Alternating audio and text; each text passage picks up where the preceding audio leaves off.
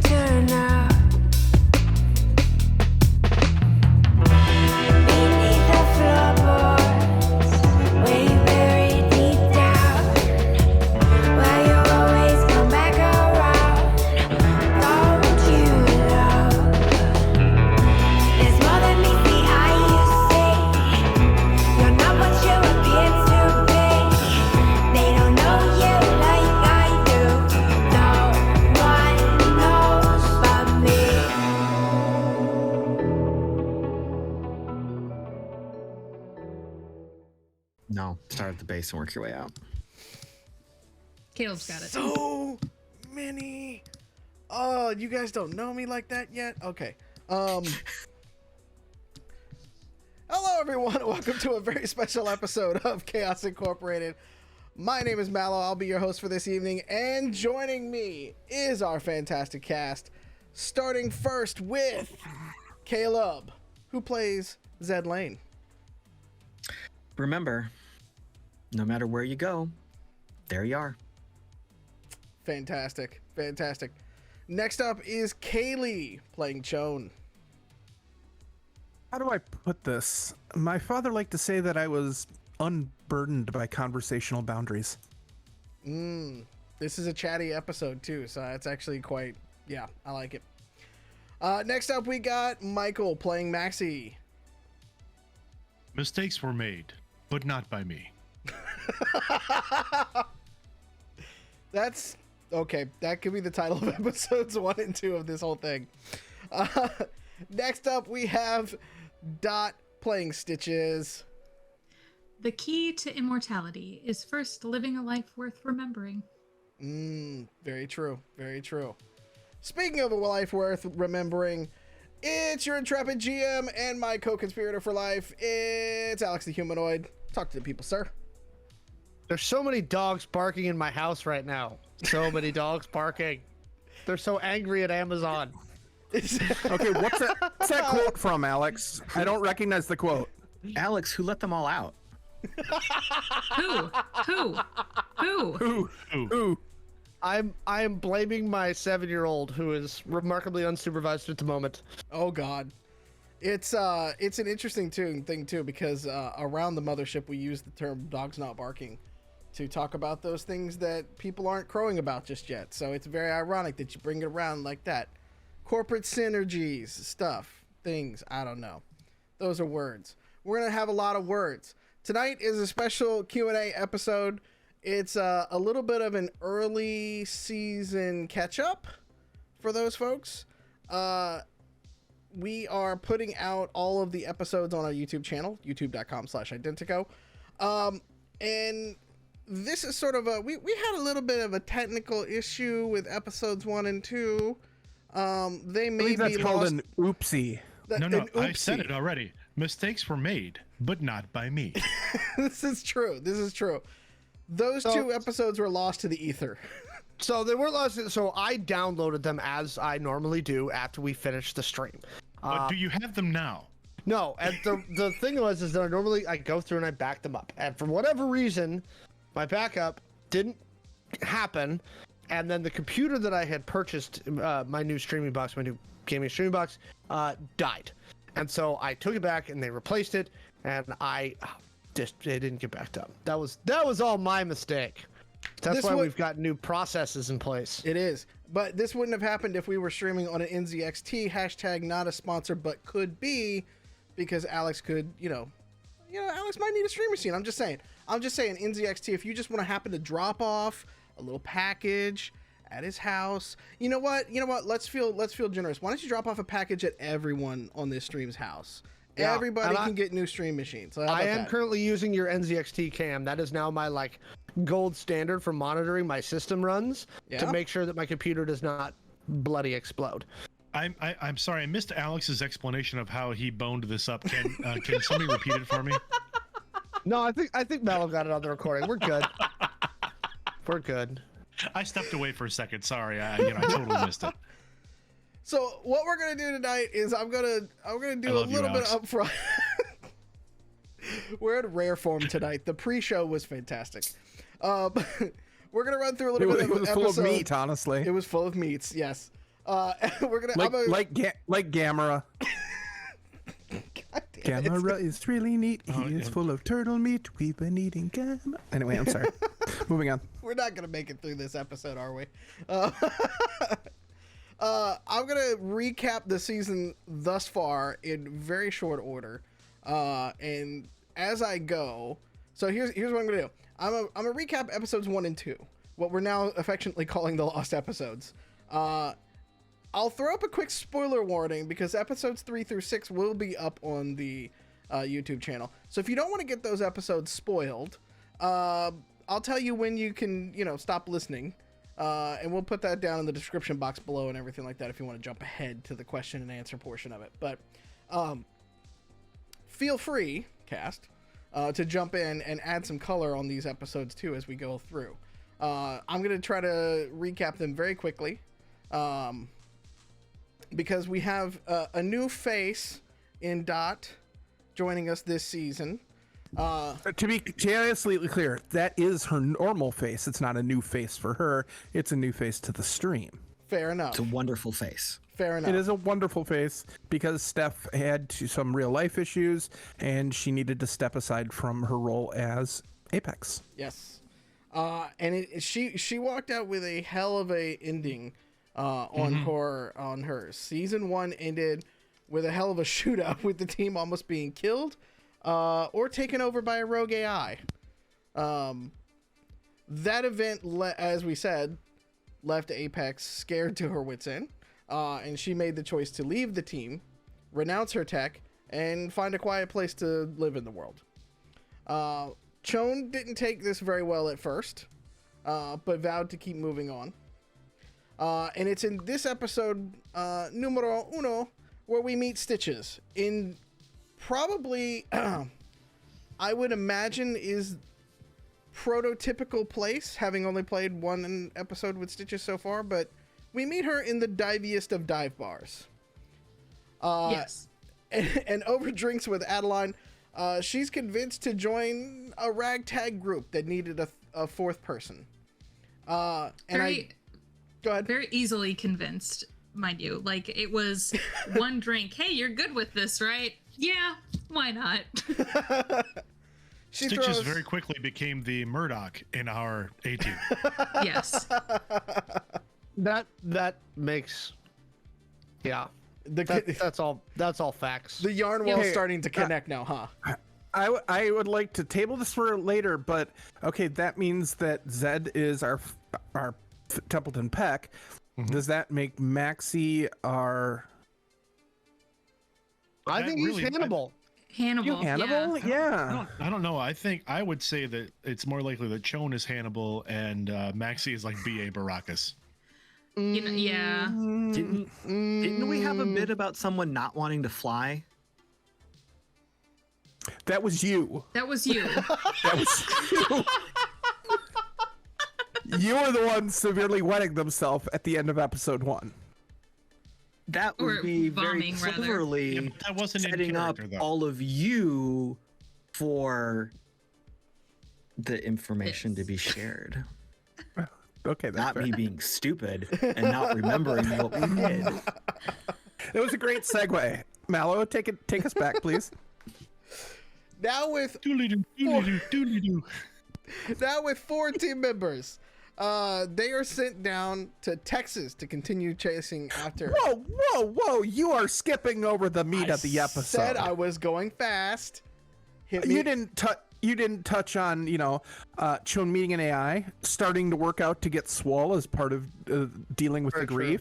Well, I mean, Zed's incredible cooking montage. I don't think Mallo was planning on, hitting everybody's like smallest points of detail for their character development. I think this was just a broad overview, and then it was up to us to kind of fill in those details. Well, I was gonna say we'll get to the character development, and I do have in my notes here. Zed begins a sweet cook-off montage, I believe, with KC Barbecue. Correct? Yeah, because it's not an episode of Chaos Incorporated unless we have a cooking montage in there.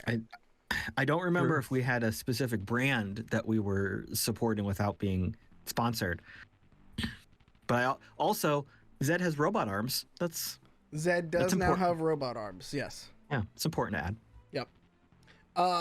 Ironically enough, the person that they're chasing has now gone down to Texas and has fallen in love with a murderous AI construct. For those who aren't aware, Mallo, can you briefly kind of give listeners an idea of what Texas is like? Oh, it's a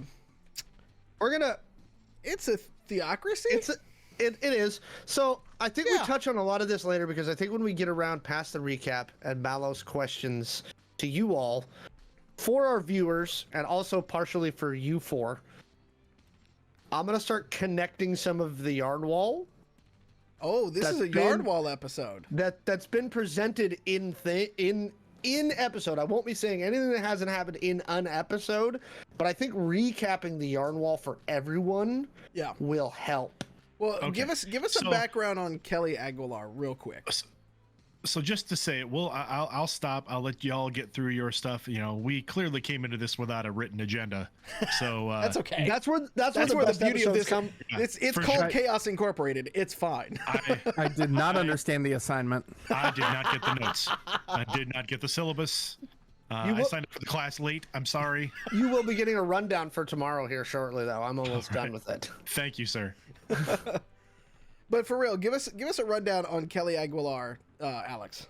So the team first heard the name Kelly Aguilar way back at the beginning of season 1, way back, when they were attending a party trying to suss out some corporate mergers that their previous employer had sent them to kind of look at.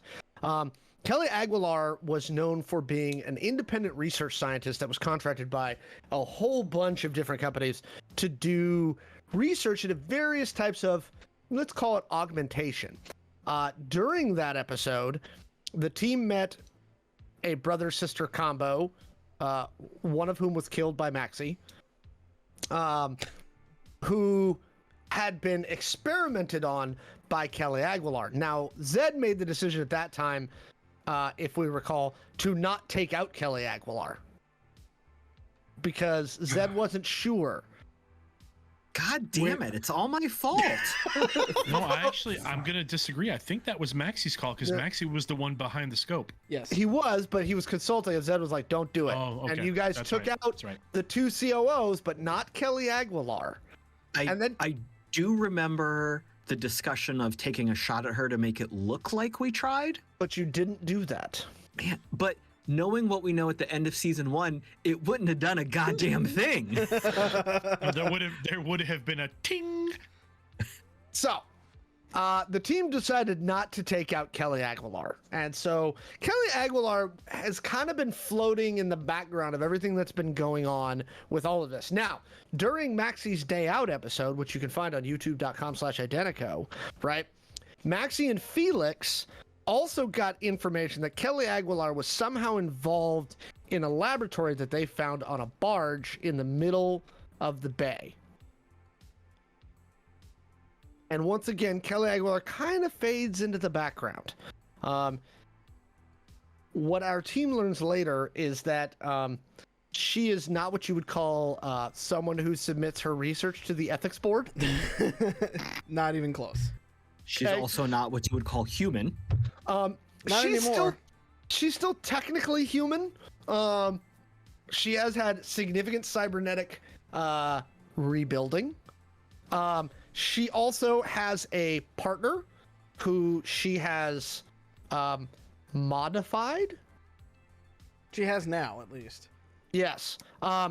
She also, and by partner I mean like semi-romantic, although again you could have that discussion another day. And finally, she is somehow involved with a different rogue AI that the team believes is an iteration of the benevolent AI. But that actually has not been fully confirmed. And for those folks that didn't see Angel City Stories, there's a rogue AI that runs Benevolent Corporation. Mm-hmm. They met a cybernetic version of that in Benevolent's CEO that I believe broke both of Billy's legs the last time that they were around in the final assault on Benevolent Tower. That is true. So you've got some pretty heavy players that y'all are chasing down in Texas, to say the least. Episode 1 ends with, I believe, the preparation to head down to Texas. If I'm correct on this one, Stitches finally gets to fly a plane and is super stoked to do that. It was so Kinda. great. Kind of fly. Kind of fly, Hey, because I think hey, episode man. 2 opens up on y'all getting fired upon. Yeah, so episode 1 ends with us just about to drop, and then we started episode 2 with we drop, and then that's when she has to, do some Be awesome. Yeah. She knows some maneuvers and dodges missiles. Yeah, except when I was looking back at the notes of this, there was a very heavy... Well, Shawn, would you like to explain yourself of why you took the shotgun spot, yet not knowing how to shoot missiles or anything like that? Okay, nobody explained to Chone that that was where the guns were. I mean, Chone was in space. Chone is happy in space, and they wanted to see more of space. The big window was in front of Stitches and this empty seat. Chone jumped in the empty seat for the best spot to look out. Didn't even occur to them to think that we might get shot at, because I mean, who shoots at people? I mean, really. So as you all are trying to make your touchdown into Texas, y'all are getting shot at this entire time. And Stitches is, she's making it work. She's making it work. We landed perfectly fine. Yes. It wasn't my best landing, but Everybody we was didn't alive, lose any though. landing gear, and everybody was fine. Yep. There was only minor yerfing by Yes. a member of the team Yeah, that will be unnamed. this is true. Yeah. Caleb, how you doing down there? You're awful quiet. There's a lot of sass coming from your microphone. I think we need to adjust your levels. Okay, so you need me to turn it up. Okay, I got it.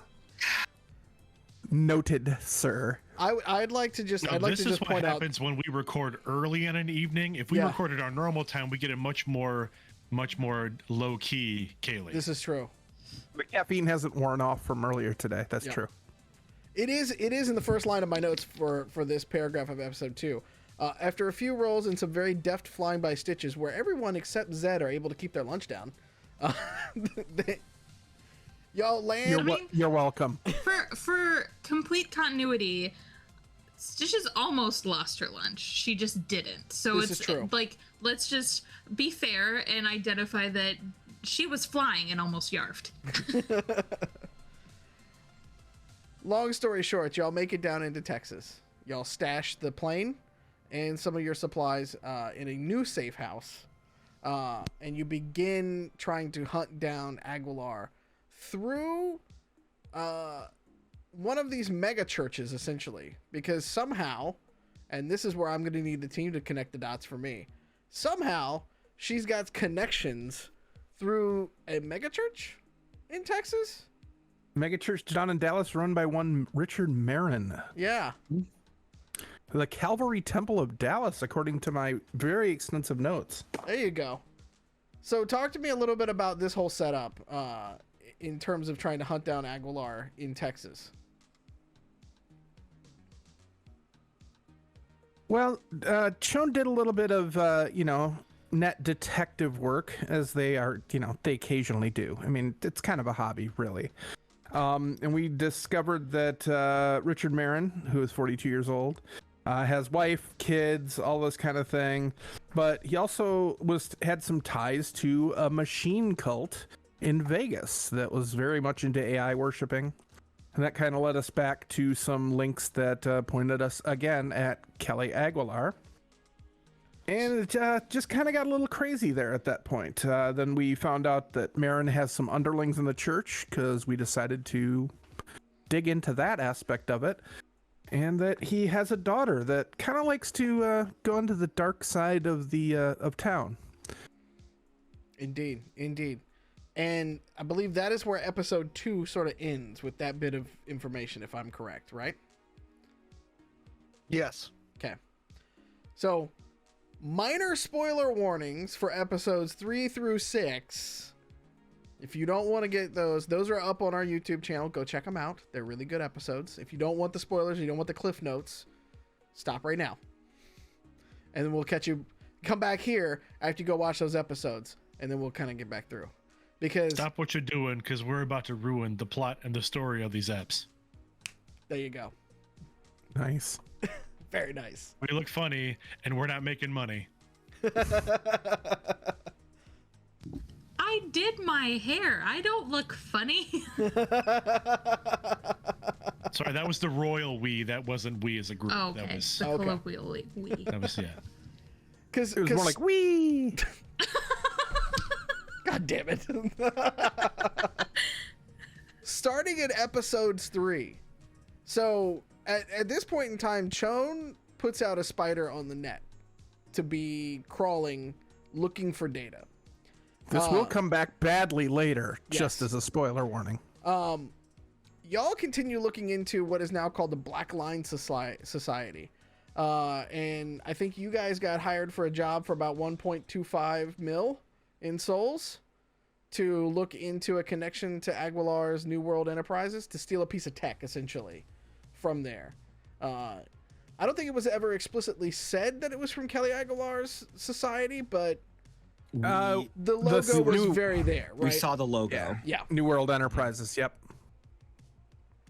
I So- don't remember the Black Line Society name, but Yeah, they were. Remember, you guys started off at the bar where Stitches got the really, really, really, really, really cheap alcohol that Right.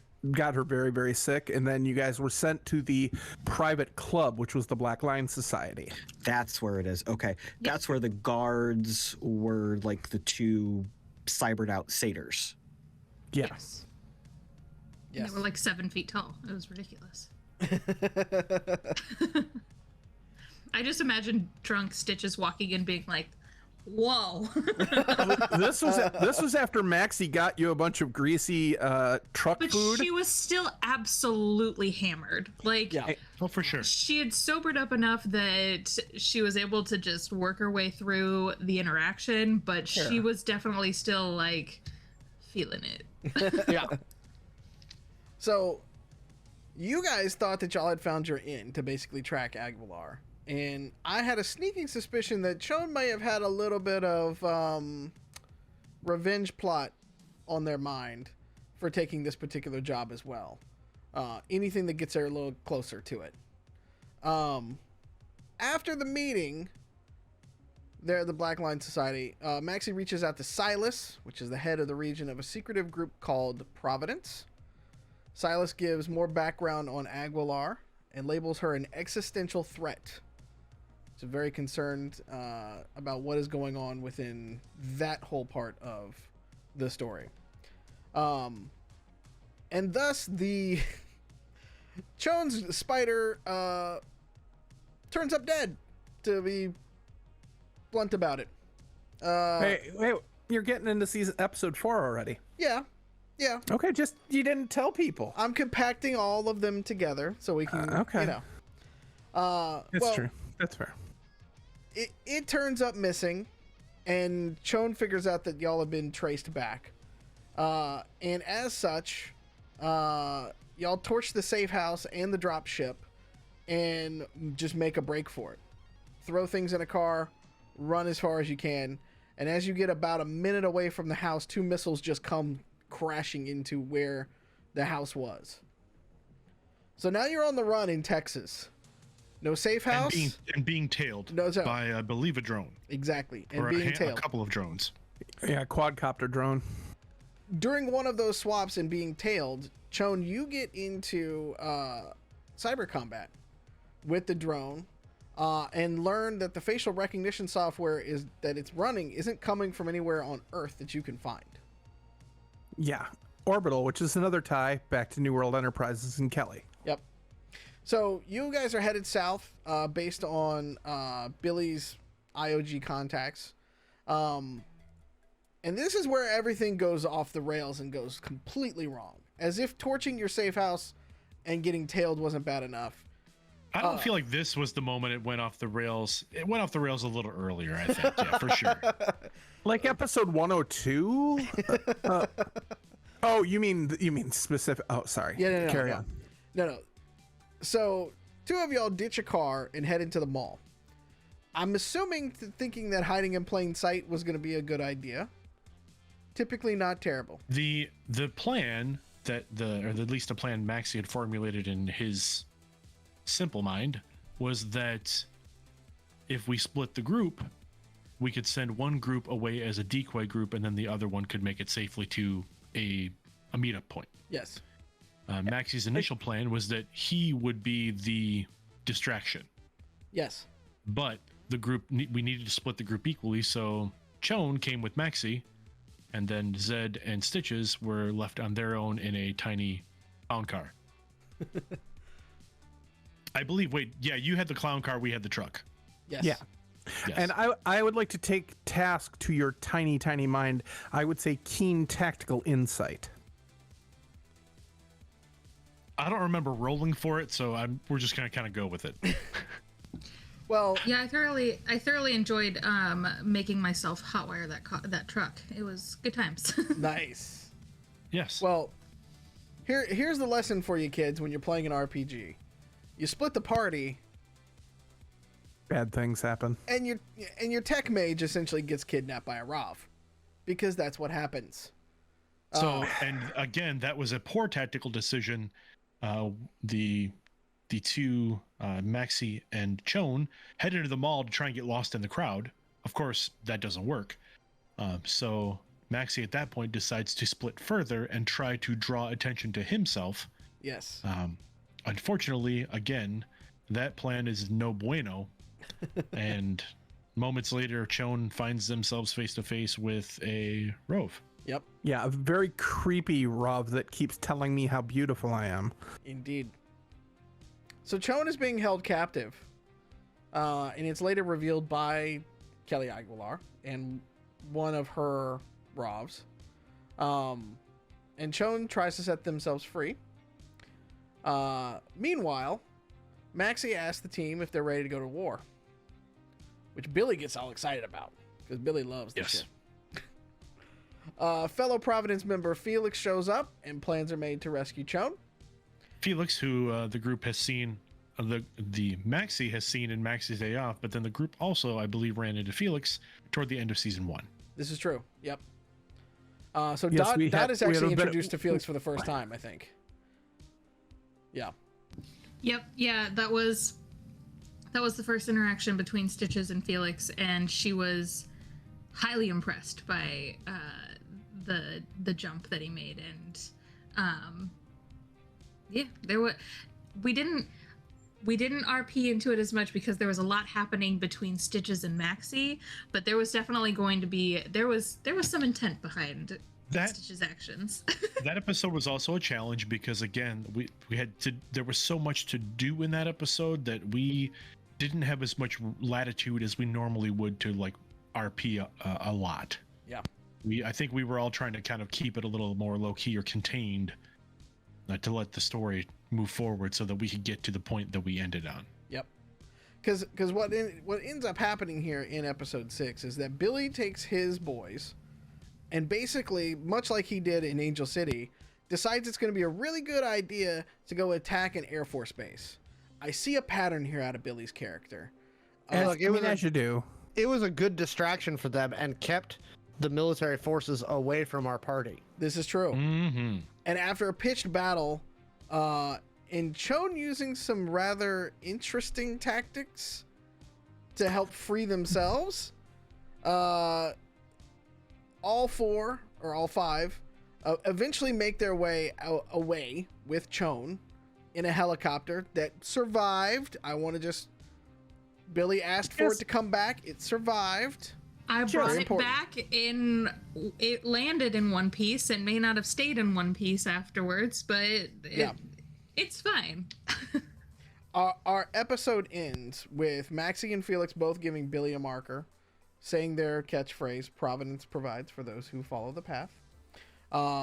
Shawn is reunited and is everybody is fed, and there is a little bit of a solemn moment to episode 6 where we mourn those that were lost from Billy's team, and it ends with most of the team around a campfire drinking tequila, licking their wounds, and wondering just what the hell's coming up next. And that is episodes 1 through 6 of this season of Chaos Incorporated. Emotional damage. That's what 1 through 6 is. Especially 6. Yeah. Well, let's start. Dot, you're the newest to this group, but you're no stranger to Cyberpunk. What was it like sitting down at a virtual table with this crew, with all of this going on? All of this. So great, first of all. I love Kaylee. I love Michael. Caleb, you're all right. Just kidding. Dang on. Shots fired again. Caleb, this is my next SAS level. I escalated to Dot. You're welcome. Don't worry about it. I love you more than Dot. My love makes up for Dot's completely. I do appreciate your love, Michael. Thank you. First of all, I was coming from the perspective of you and I had never really interacted before I started recording with you guys. So it was a layered joke and it didn't land. In general, if random strangers just think I'm an okay guy, that's fine, because that means the deception is working and no one knows how big a monster I am.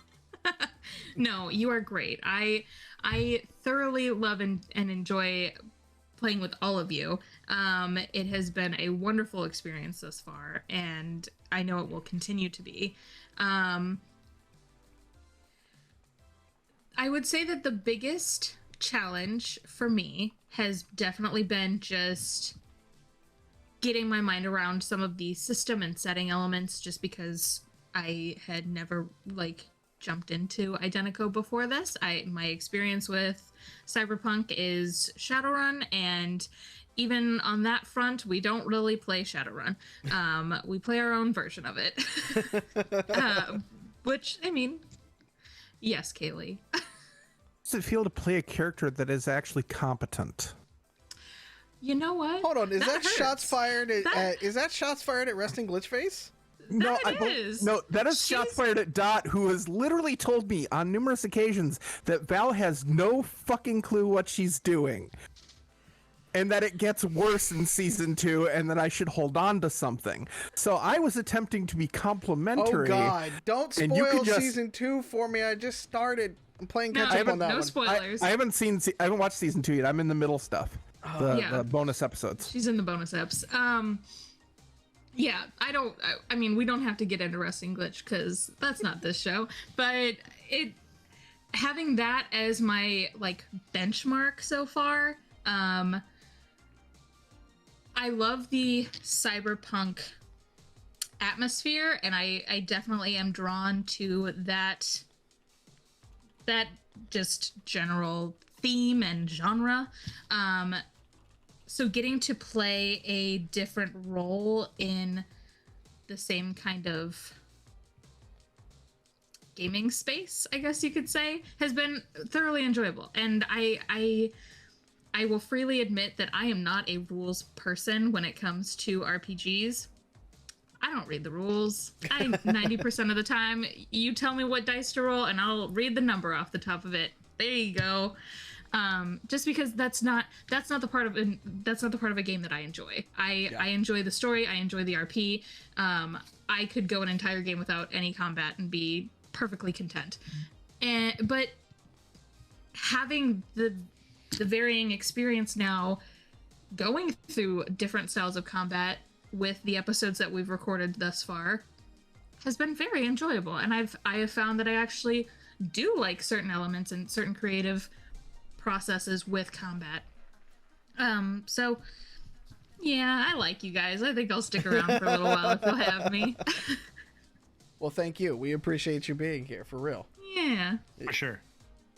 So I have to ask, as part of this, then, there's, even through the few episodes we have so far this season, there's definitely a dynamic. So you play a Merc, and Maxi plays a former Leo that is trending in Merc territory in a lot of ways, the way that Maxi carries himself.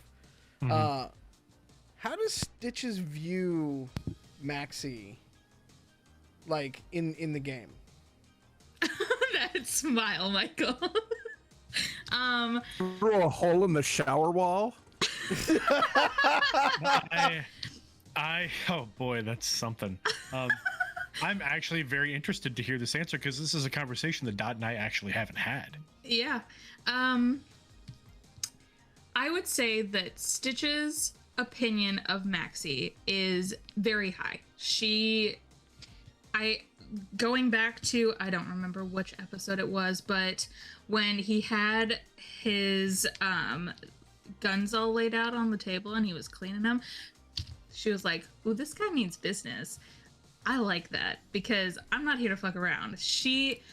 I'm trying to portray with her that she has an air of naivety and ignorance about a lot of things, but when it comes down to doing her job, she's gonna fucking do it.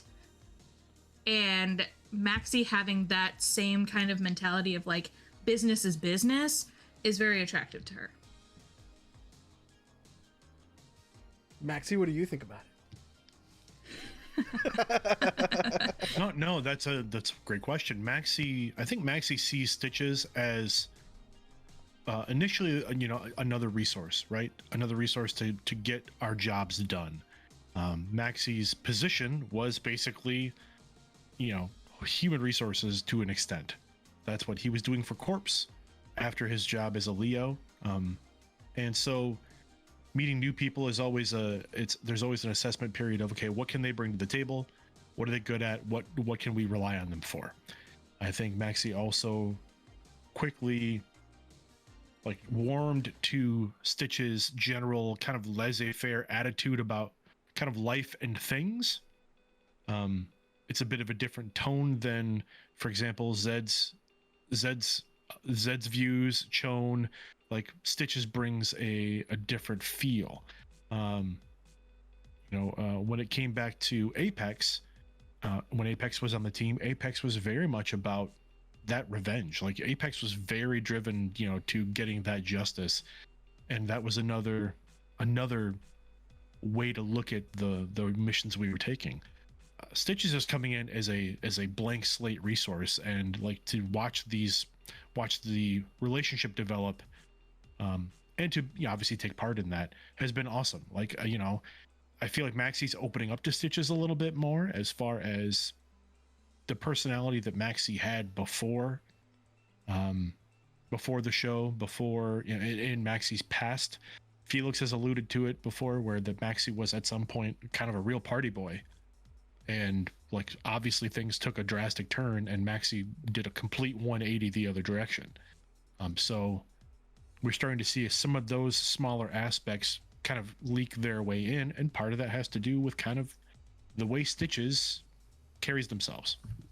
I know that we kind of talked about it a little bit, and I'm not going to spoil it, but I'm curious if the listeners caught the little revelation that happened between Stitches and Maxi towards the end of episode 6. There was an information drop that completely. It's so funny. We were talking about it after the episode, and I caught it in the moment, but I didn't recognize it. Yeah, like I caught that it was said, but I did not recognize what it was until you explained later, and I was like, "Oh my god, I can't believe I caught it, but I missed it." Like, you semi-reacted to it as Maxi in almost the perfect way of just like, "Wait, what?" and then kind of dismissal. Mm-hmm. Which is fun for me. So I can't wait to just Yeah. me hang on to that in roleplay and then see where it goes. Listeners, episode 206. You're welcome. Yeah. Yeah, there's a lot that I was kind of pulling from, and that was one of my questions to Maxi is sort of, you know, Michael, you've been playing this character a certain way for a season and 5.5 episodes so far, and now we're getting a different Maxi coming into season 2, you know, a little ways into season 2. It's an interesting transition for you. Is this something that you planned, or is this just something that's happening organic in the role play? No, I mean, I that's one thing I love about what we do for our hobby and being involved in productions like this and with people like this is that it's all organic. I literally came in like, if I ever published or set out this character description of Maxi, that's all I had to start. It was like 2 paragraphs. Like, this is Maxi.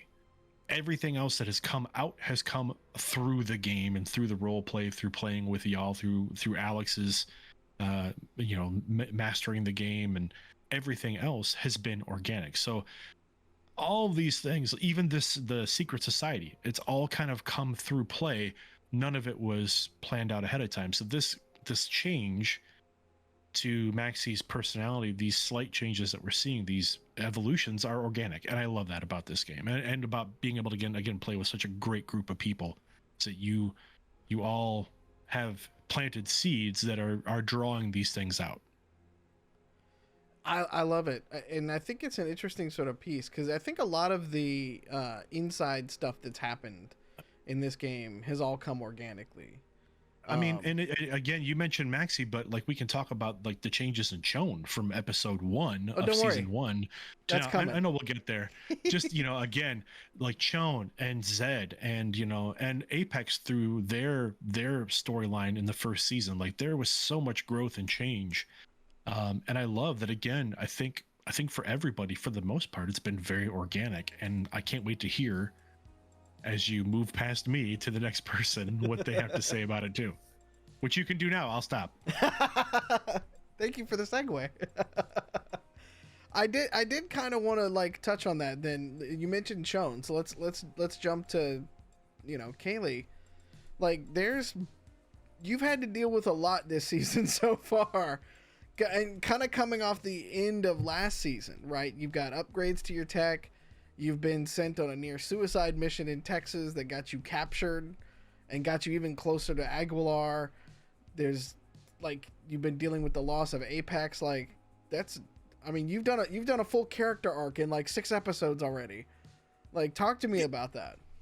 Yeah, it's been a busy season. If anybody, I'm not going to touch on what happens in 205, except for very lightly. You guys just go watch that one yourselves or listen to it, because it's incredibly important. But yeah, Shawn is nowhere near where they started off at. I had no idea the things Shawn would be capable of when I started, and they've all, as Michael said, developed completely organically over season 1, and like season 2 has just made it go even faster. It was plotted out originally between Steph and I that Apex and Shawn were longtime friends, and we had talked about it, and Shawn, that was the romantic interest. They were getting closer. Then there was the whole problem with Shawn not recognizing who Apex was after she got her revenge, and that was a very emotional episode and really kind of cemented their relationship. So when Kelly Aguilar basically, and this AI basically steamrolled both of them, Shawn bounced back basically due to anger, and Apex was like, no, I'm out, and bailed. Now, that's the right call for Apex, but Shawn didn't understand it. It really hurt, because she went dark, and Shawn was left with nothing except Maxi and Zed, who, I mean, to be fair, Maxi and Zed have been great teammates, but there hasn't been a lot of emotional connection between the group other than co-workers and colleagues and the beginnings of friendship. Apex was the deep tie for those two, and it was suddenly severed. So the first episode of season 2 was very much Shawn coming to terms with that and trying to turn that anger and that hurt into something productive. And then suddenly we're so busy that almost got unthought of. We got a new person in our lives, Stitches, who Shawn was like, okay, I don't know who this person is. I don't really care. They're just a body. And then, wait a minute, you can fly? Maybe we can be friends. So there's some stuff there that's going to happen. Dot, yes. I don't want to interrupt you, but I do just want to say that I really appreciated the role play between Shawn and Stitches, and how not necessarily like cold you were to her, but just it felt more real, like not immediately just accepting this new person into your group. And I liked role playing that. I did too. That is one of my, like, sometimes faults and sometimes good things when I'm really into a character. Like, I almost don't think about how it meta affects the game. And we had talked in person before this, so I knew you were kind of on board with it and that you were cool with it.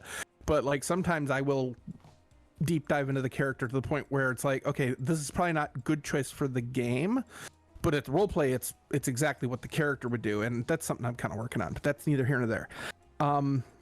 But yeah, that drop from orbit and that wild ride definitely moved you from acquaintance to pal I need to talk to more, so she will fly me around, because Shawn wants to go to space in the worst way.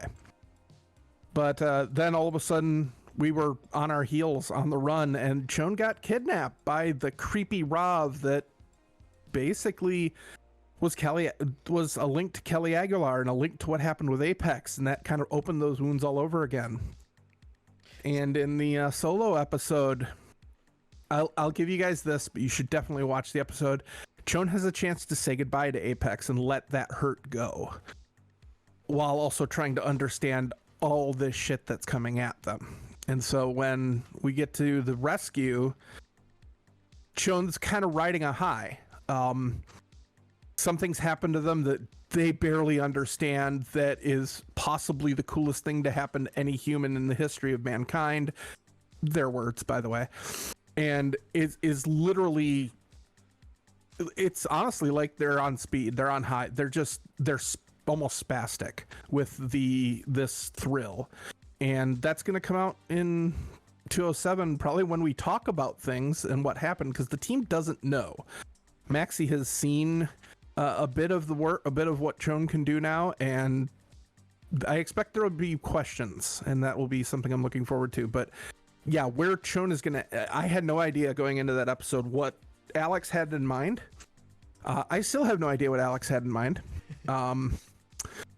And sometimes he has to write it down in very small words for me, but it's going to be an interesting ride that is really kind of crazy for the Identico world at large also. Yeah. So I'm looking forward to seeing where we go from here and where this takes all of the characters.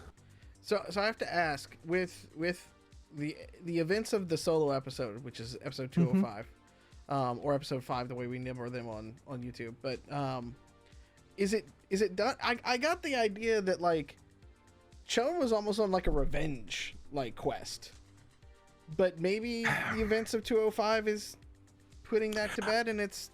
I didn't really see that as a driving force. If Shawn could put a bullet in Kelly Aguilar, they would do that. They'd a heartbeat. But this was more about getting back in the saddle, getting back to the rapport that the team had before Apex left.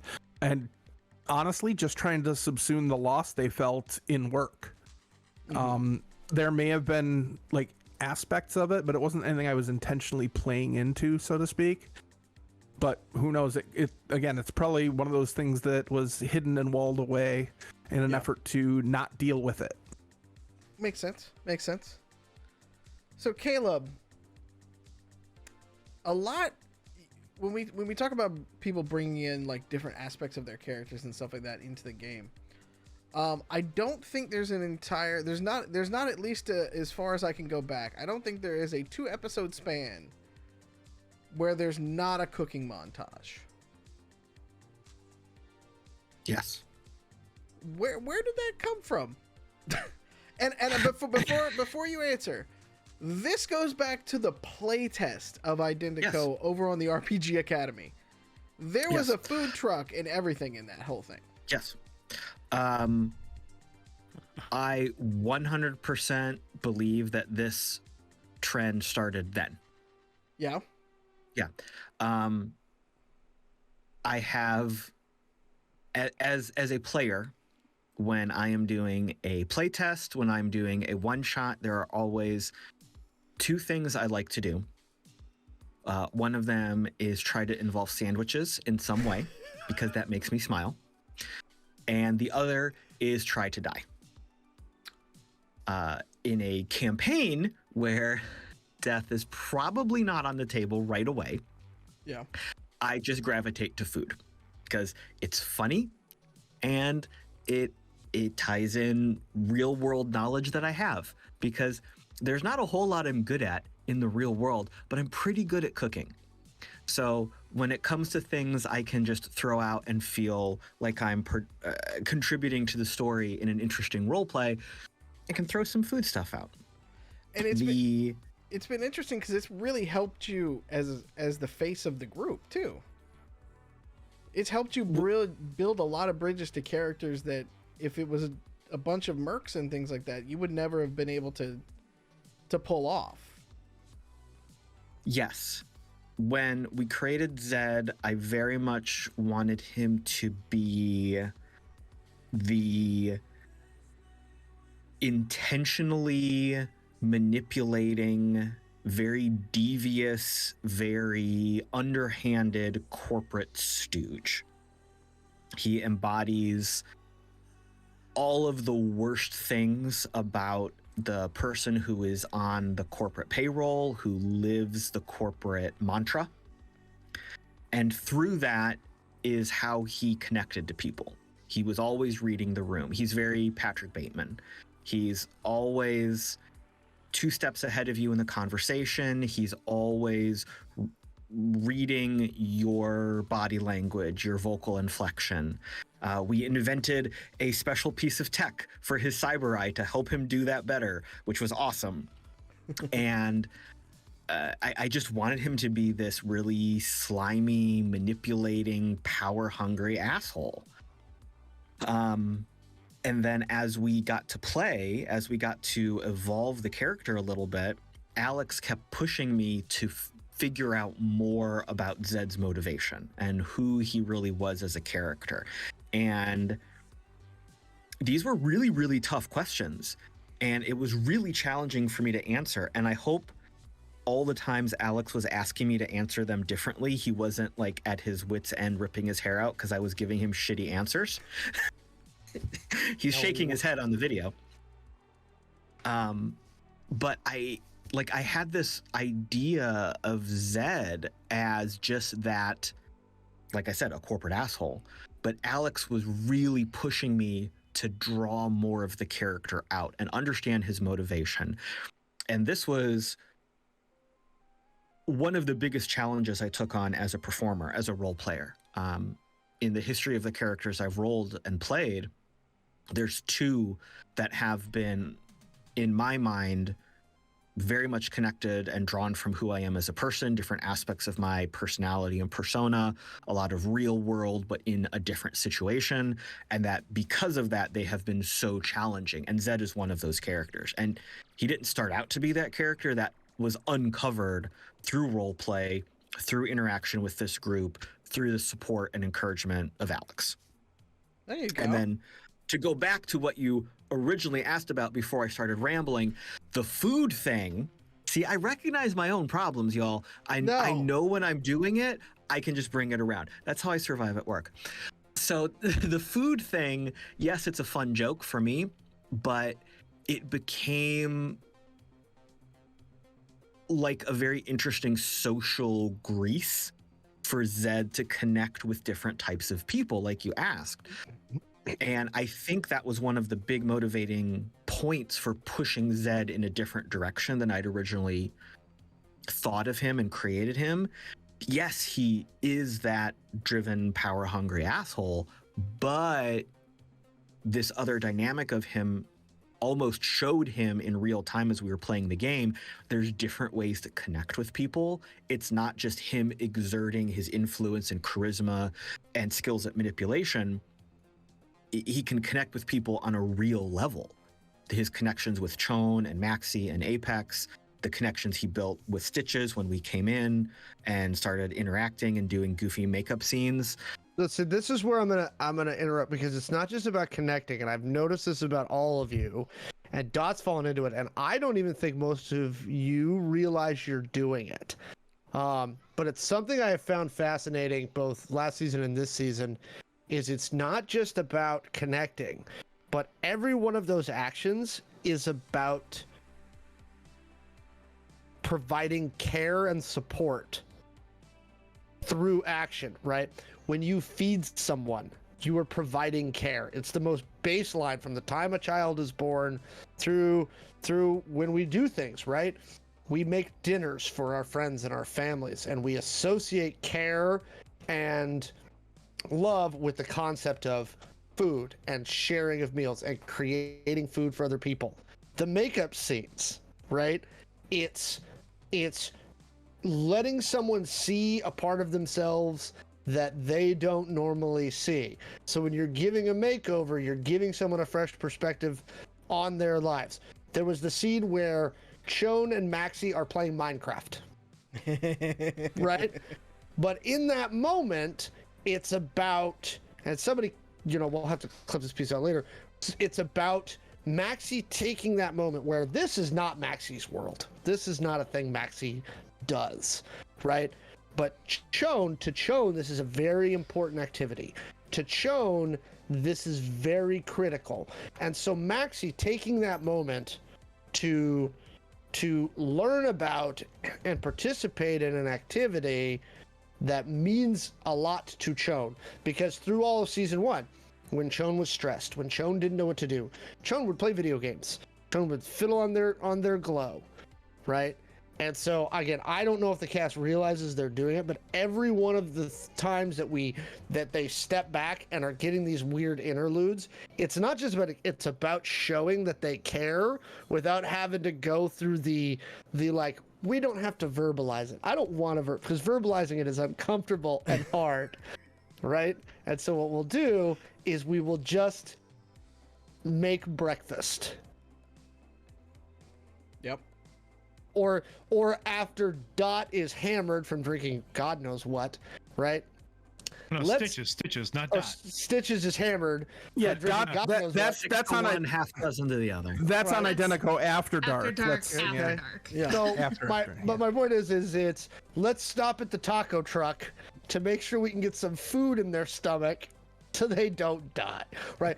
All of these elements are all about showing that care for the people around them without having to express it, because everybody here is like Caleb, the hard, grizzled corporate asshole, or Maxi, the stoic, silent, guy with a past that he doesn't talk about, right? Things like that can be overcome with, we're going to break bread together, right? And that was kind of the point of Billy's people saying, no, you stay for the cookout and the funeral is, we fought here together, now we're going to eat together and share these moments, which is also why they did it before they went into battle with you, right? Here, you take the tequila. It's about being goofy, but it's about seeing how you react when they offer things that mean something to them up to you. So anyway, I don't know if y'all realize that, but that's what I take from all of those. is deep levels of caring. Just wholesome content, you know. That's what we're here for. Wholesome content before they blow up buildings. Hey, there's got to be a balance, right? Yeah, As you do. as you do. I would agree with that. It's probably not even anything, like you said, we are doing it consciously or unconsciously, but it does work. I will say, and then I'm gonna make one comment about the Maxi Shawn Minecraft thing, and then I'm going back to Caleb for my next point because I need to touch on something he said so I can hand it back to him. That Minecraft scene where Maxi got into it, Michael has been a friend of mine for just gobs of years, and I'm just never more proud of him than that moment, because it was like, I handed you this, look at this thing my character would like to show to you, isn't it pretty? And you dove in with abandon, and Chon's heart grew 3 sizes that day. That is literally the point where I knew Chon and Maxi could be friends. It would be friends. Before it was yeah. To speak to that, just to add one small thing to that, Kaylee. Again, Kaylee and I also have the benefit of we've role played together for a very long time, not just obviously here, but on another production, and also in real life we've played together just for years. So, like, there's a level of comfortability between the two of us that allows us to make those types of jumps easily as well. I put that out there just to say that, that Maxi making that interaction with Chon and kind of leading into that is, again, there's an ease to that because of our familiarity, that makes those types of things easier to do. And of course I have that with Caleb, and I'm getting that's coming along with Dot too, because Dot and I have not played together really in anything else other than this. No, I don't think so. But that's the level of familiarity that we have as a group also allows for us to make these types of jumps with our characters, these leaps, these, as Alex pointed out, these caring moments, right, where you're unconsciously or consciously showing in the game that you support and care about the person you're with. There was a moment like that with Maxi and Felix where they crashed out in the same room and they woke up spooning, and it's completely platonic. Like, there was nothing sexual about it. There was nothing, romantic about it. It was just two friends who care about each other pretty deeply, just having a moment together. And it wasn't, again, there was nothing more to it than that, but it was nice to be able to show that brief moment, even if it doesn't get caught by the listener, as a moment between two individuals who care about each other, and they are just so comfortable with each other that that's just a normal activity for them. Felix and Maxi have been through hell together. Mm-hmm. But there's sure. a lot more backstory there too that we might try to get to in an episode. Yeah, sometime. Yeah. But anyway, not to take away from what Kaylee was saying, I just wanted to interject that moment because Kaylee and I, again, we've known each other for so long. Yep. And played together in so many things. That, like, it's easy for us to play those emotional moments off each other. Yeah. And one thing this is where I wanted to bring it back around to something Caleb said, with Zed. Chon was very distrustful of Zed at the beginning. And during the scene where we met Mike Tate for the first time, when Zed was basically proving, it was almost literally like Zed was describing himself as Caleb did. Look, I'm the asshole. I want to know what's in it for me. That's when Zed started to change. At that point, Shawn was like, okay, fuck you. If I have to work with you, that's great. But they did not trust Zed at that point. But Zed changed.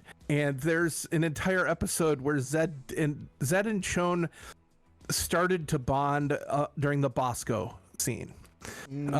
Bosco was a wonderful thing, and Caleb and I, that was just beautiful. And then when we were in the tower and everything went to hell, when we were upstairs waiting to have our meeting, and everything went to hell, and we had to get Apex out of there with the elevator and parkour, there was again that trust, and that's where a bond was built. But that wouldn't have happened if Zed hadn't grown and changed that way. And it was just an amazing transformation and character building on the part of Caleb. So I'm really happy that happened because I didn't want to hate Zed for the rest of the show. So I have to ask then, with all of this character growth and change and things that have happened, Alex, what's been the biggest surprise or curveball that the cast has thrown at you so far this season? Ooh, I can't wait to hear this. I don't think there's anything that would be a biggest. And that's because I expect. How do you put this? Do you It's not expect that I chaos, Alex? I expect chaos, and Okay. so I have a very specific process, and this is very similar to how I prepare a lot of other stuff. A very specific process, but mostly what I've got is I've got major points of what's happening in the world, like plotted out in my head. The cast can tell you very few times have we gone into pre-show where I'm like, hey, we need to hit a spot today, so can we, mind our pacing and stuff like that. Very rarely is that a thing that I do, because again, I like having those moments. I like having them let the players have room to breathe. It's a complex story. It's a complex situation. So they need time to kind of work through it. I don't normally do it. So I don't know what the most surprising thing would be, because half the fun is the surprises, right? It's okay, we're going to do makeover time now because this is how we're going to go about this. I'll give you an example. The guy they kidnapped last season, right? They go into a meeting with Red Cap, and they're supposed to just be like having a discussion, and literally like last second that, it's like Maxi's like, nah, fuck it, I'm taking this guy, right? And just they kidnap him right there, and now they're in a car chase, and they've got some serious weight coming down on them, right? So it's a major escalation. Especially from moments like that, you must be prepared for any and all possibilities, because Maxi might just kidnap somebody. Right? So As you do. I expect chaos. That's what we do, As right? you do. That doesn't stop the other elements. So the other elements, the NPCs, the organizations, the people in this world, they have agency. They're going about doing what they're doing, and they're going to continue doing what they do, regardless of other things. And so, it's really about the players getting there first, or jamming them in the toes. Shawn getting captured, and then conversely Shawn escaping will change things. The yarn wall got more complicated now, or? It's not actually, honestly, it may simplify the yarn wall. Okay.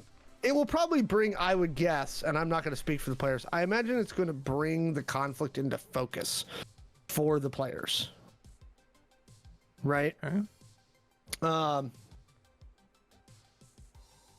Would imagine.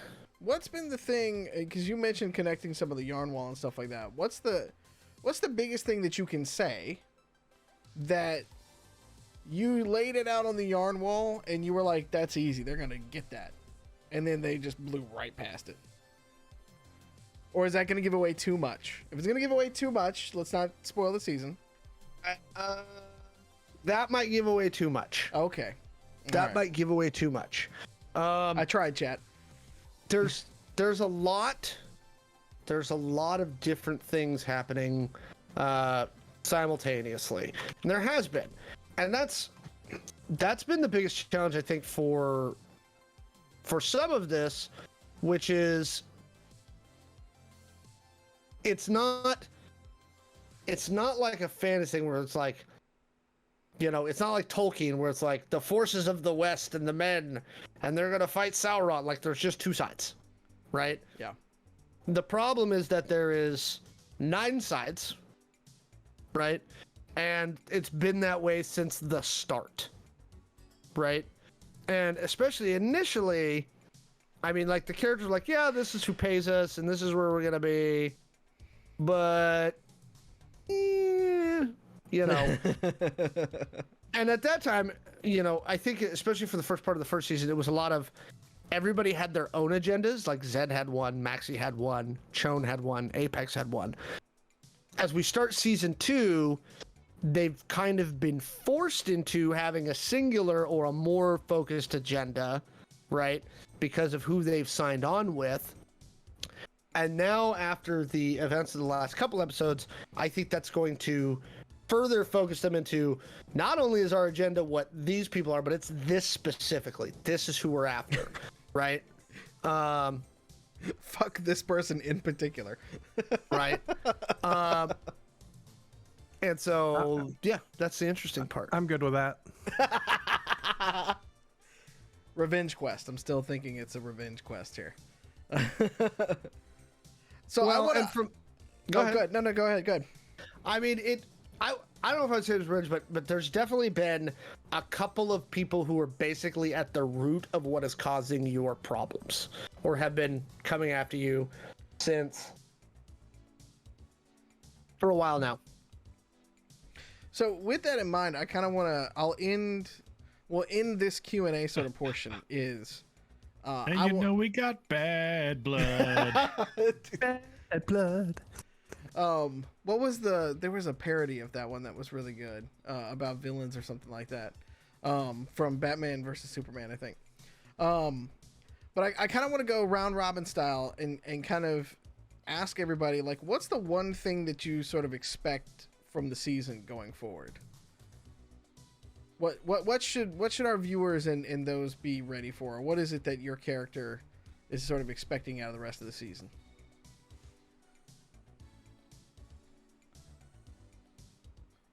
You can whoever wants to go first, and then we'll go round robin. Okay. I expect a lot of confusion and then a whole bunch of decision making at the end. Hopefully not rash decision making, or maybe rash decision making. I mean, have you watched the show before? You're aware of how often we just sit around and talk about plans instead of doing things. I think "fuck it, we'll do it live" has been said a few times. No, that's the thing. We'll sit around for a whole episode and talk about a plan, and then the next episode, the plan goes out the window, and it's just kind of whatever happens. I mean, we did set that precedent early on when Maxi just shot the thing out of a window in the downtown. Episode 101. There are all these illusions that Maxi is this like loose cannon, and We don't think you're loose at all. Maybe. Tight cannon. Maybe. But yeah, what's been established is there's a lot of threads we don't understand yet. And as Alex said, we definitely have a more singular and clarified objective at this point, but still there is a lack of clarity, and that's not due to the story, that's due to the world. So that's why I'm saying there's going to be a lot of unknowns, there's going to be a lot of planning and prep, and then suddenly, oh shit, it snapped together, we have to act. So that's what I'm expecting. Okay, all right. Maxi, what about you? Oh, wait, hold on. I was just going to say, is that what you're expecting as Caleb the player, or is that what you're expecting as Zed the character? Ooh. I guess we should probably take this from both angles. I do like playing. I'm fine with taking it from both ends. Hey-o. I had to. I'm sorry. I think it's so much dirtier than our previous shows. Y'all are. It's my fault. I'm the worst. I'm so No, it's sorry. not. No. No. This is Hold a on. pre-existing condition. Yeah, hold on. This is I'd like to thank Dot for beating me to that. Just so you know. No. Just give me and Dot one After Dark episode, and we may end up with a Twitch terms of service by the end of it. We'll see. Oh yeah. Challenge accepted. Okay, so thank you for that question. That was an excellent question. That is more of a I think it's both. It's a little bit more of a Caleb expectation though, because I know we're doing a performance. I know we're playing a game. I would say that Zed, with the changes he's gone through recently, he's much more willing to take on the task in front of him as opposed to just trying to manipulate the situation to his benefit. Because of that, I think he doesn't want to expect the worst, but knows that for this team to be functional, there has to be prep and planning. And a lot of times Zed is playing the mediator between extremes. So because of that, he is going into, he's running this like a board meeting. So sometimes he has to pull in information from these different opposing forces and opinions and see what happens and try to forge a path. So I think mostly Caleb, but still a little bit Zed. Okay. All right. So same question posed. Who wants to go next? So one thing Kaylee expects out of this season will be that Zed will, and I'm saying this very slowly because that hasn't loaded yet, open his own taco truck. It would not be Other tacos, but yes. It is, because I didn't just spend an hour on a Photoshop to have you not do tacos. So that being said, you can change it to tapas, really. It could be a tapas truck. No. If it's gonna be a food truck, Sorry, we're gonna go tap ass. That's more. Yes, That's fair. Otherwise, Kaylee also expects there to be chaos, cake, and random insanity. I have a vague concept of the stakes are even higher than I thought they were. And that was after Mike Tate and the IOG said basically we're headed for another, World War III like nuke dropped in the middle of the country event. End of the world type stuff. And now Chon has discovered that there's far-reaching things, so Kaylee's a little bit like, ooh, okay, this got a little out of hand, a little over my head, that's fine. And Chon has no fucking clue what's going to happen. They literally have just had their world turned upside down, their identity turned upside down, and they're reeling from what just happened. So I think that I'm in a great place. Both of us are in a great place for a character in a role-playing game. We're going to find out what the hell happens. Find out what happens live. Yep, do it live. Dot, what about you and Stitches? So my expectation as a player, I think I'm going to be a little in over my head. I think that there are going to be certain times where I'm, as a role player, not going to necessarily know what direction I need to try and follow or take things, just because Stitches is so new to the group. So she hasn't fully acclimated to everyone's little idiosyncrasies.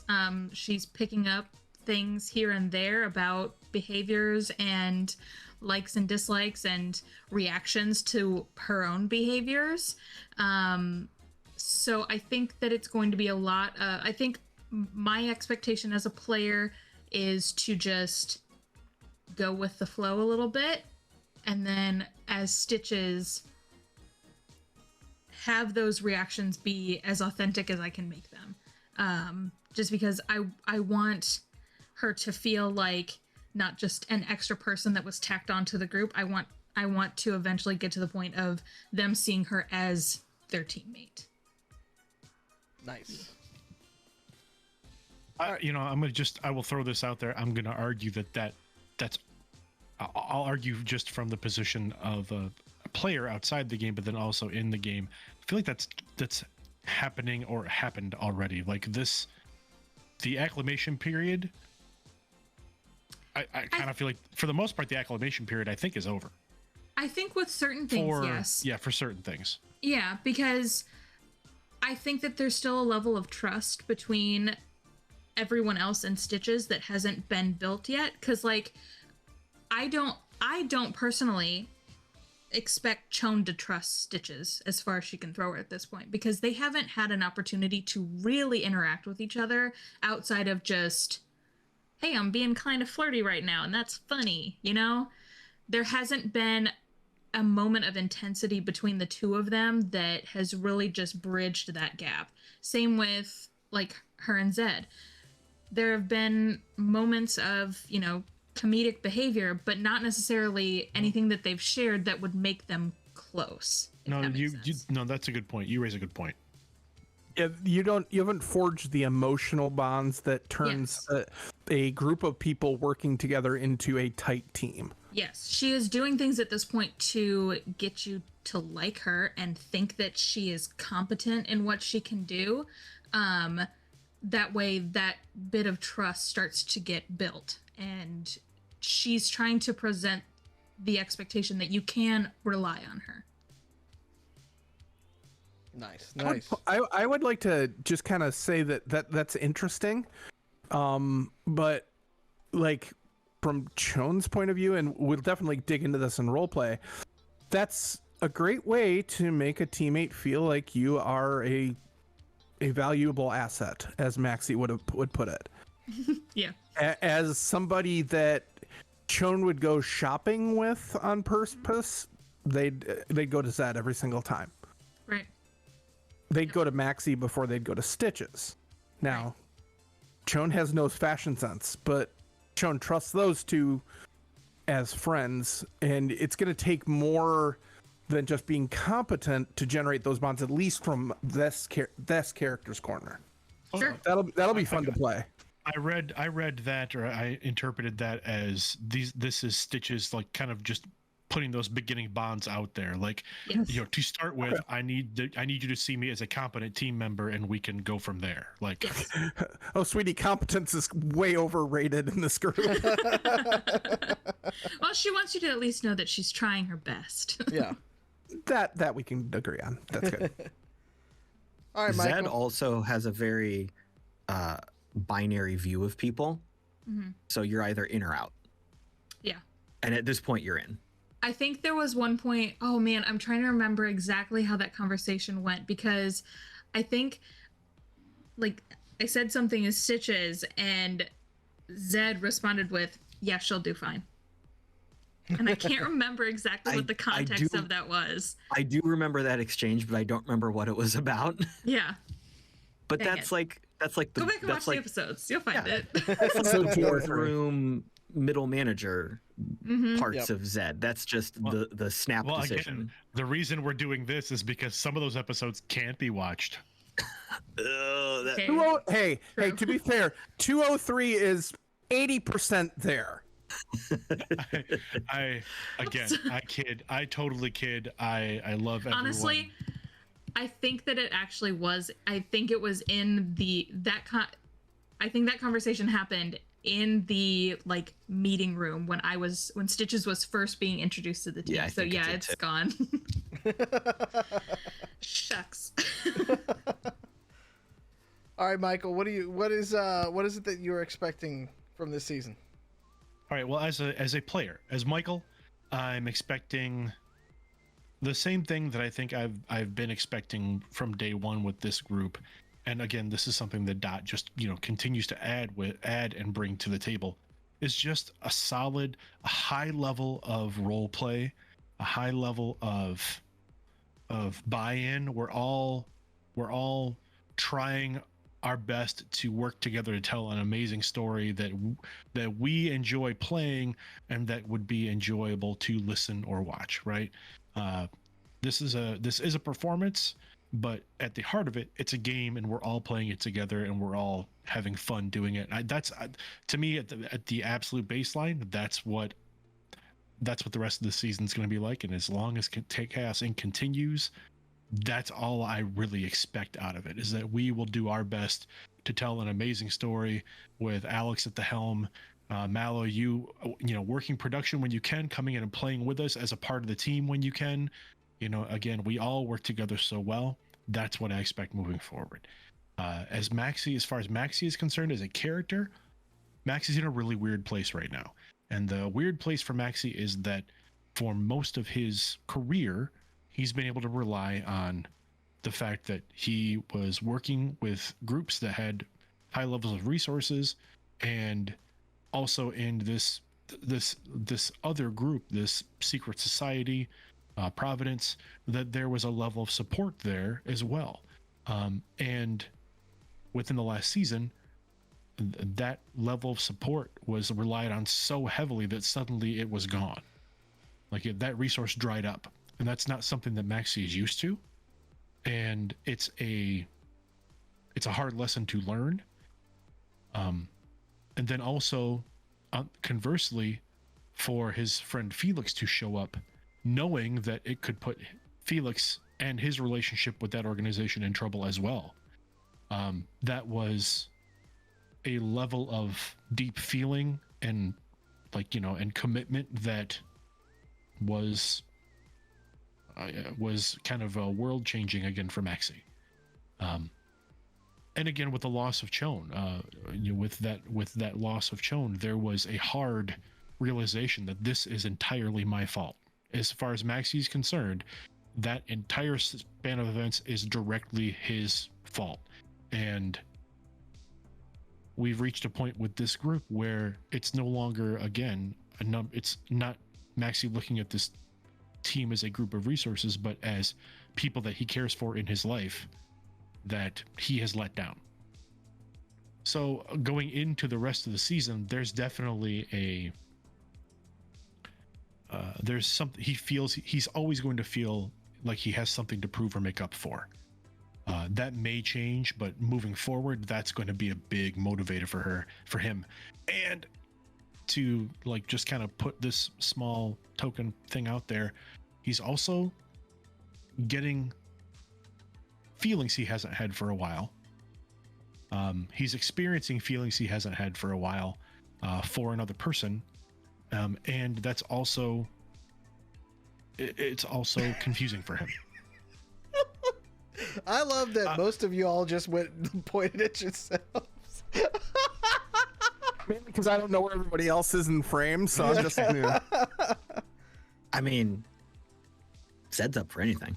No, and I've tried to portray Maxi as being someone who is essentially pan, is not necessarily tied into a binary relationship or a binary type of more of a fluid sexuality. But the interactions that Stitches and Maxi are having are awakening something in Maxi that he has not felt in a very long time, and it's also very confusing for him. Just from a level of the positions that we are in and the situations that we are in, this is not a good time. How do I deal with this? Mm-hmm. And I think just to that exact point, I feel like that's something that we haven't really touched on in roleplay of there have been times where Stitches comes on a little heavy-handed, and we've talked about those moments after the show and been like, was that too far? Do we need to pull back? And at the end of the day, it's been fine. But I think that could also be a fun element to push into between Stitches and Maxi, and him just basically being like, listen, you're cool to still keep doing your thing, but I need you to understand that may not be a thing. Well, and that's, could be. As a player, I'm not sure where Maxi's head sits in that space yet. Yeah. As a player, I've always prided myself on being able to kind of envelop myself in a headspace and kind of drop into it and make decisions as a character, snap decisions that I just kind of know how the character would think. This is a position that I haven't had to really think about much with Maxi yet. So I'm still trying to develop that particular headspace for him and how he would deal with some of these things, because there's that party boy old style aspect of Maxi that is down to clown, I'm in to win. And that's something that as a character he's fought very hard to control and take control of. Right. So this aspect of Stitches that is a lot more kind of freewheeling and kind of just living life is edging him back into that behavior too. And it's like, how does Maxi feel about that? Like, how does he deal with that? So I'm looking forward to playing those things out. And again, the closeness that's come along with Chone. Maxi and Chone have gotten closer in general, between Maxi helping Chone with training and then, trying to kind of, again, like see things from Chone's perspective and kind of be more support, be there for this person they see as has become a friend, and Zed and Maxi have always kind of had that, I would almost say, like brotherly rivalry. Like we kind of like poke at each other and play with each other, but that hasn't really changed and it hasn't gotten worse or better. It's just there. It's like a relationship that Maxi doesn't have to think about. It's just a relationship that's there. Very much that corporate organization. Like, yeah. I think Zed and Maxi fell into stride because they knew their job and the office. Mm-hmm. Mm-hmm. And they were both of that mindset. Like, we're here for work. We're here for a job. Yeah. We've been set to do a thing. And, we will work together. We will be great teammates. We will get to know each other, but maybe that is as far as it goes. But, again, as we've seen, everyone's personality is kind of bringing interesting new things out in Maxi. So we'll see. We'll continue to see how that develops. I do hope Maxi and Zed get another parkour episode. Oh, I think it'll have to happen at some point. Yep. Just not in an elevator, please. Yeah, just not in an elevator. I have a parkour skill I'd like to hang out with you guys with, but That being said, I look forward to seeing how the story as a whole develops with Maxi being part of that story. Whatever part he and his organization play remains to be seen, but looking forward to seeing how everything plays out. And I love the fact that, again, as a group, we don't, Alex made a point of saying we don't really talk about plot points before we play. We give each other, we get a brief recap. Usually Kaylee does a bang up job of putting notes together for us. Some of us are horrible at keeping notes. I'm pointing at myself. So I value those highly. And then we take a brief, like 5, maybe 10-minute recap before we play. And then we just play. Yep. So for the most part, story points, plot points, relationships between characters, it's all happening kind of real time as we're playing. And that's what I live for. Can't ask for anything better. No, I can't. This is literally, if every other game I have got cut out of my life, as long as I could continue playing this game with you folks, like it would meet all of my needs for a game. 100%. So can't be more proud than. Love you guys. All right, Alex, bring us home, buddy. I expect a TPK. Yes. I'm kidding. I'm expecting if we're gonna kind of go like what do I expect for the rest of season 2? I think a lot of clarity. I think that these characters are going to move. I don't want to use that term. I think that their drive and purpose in life is going to become a lot more clear to them, and where they want to be. I think that the audience and the players are going to learn a lot about the future of Identico and all the goofy crap that Mallo and I have been designing for years, and we're like holding back, and we're like, you know what? I'm leaving it all on the floor. You're welcome, America. Okay. So you're going to see a lot of that over the next bit of the season. A lot of changes, a lot of hints as to the future of Identico and all the stuff that we're building. No better place to debut it too, but with this group, and this stream. So I'm especially looking forward to the possibility of more people being exposed to the organization of Providence and how that ends up playing out in the world of Identico as well. Yes, I am too. I finally was able to, after months of promise, deliver something to Mallo that he could sink his teeth into. And I did, and it was delicious. Oh, I need to see that.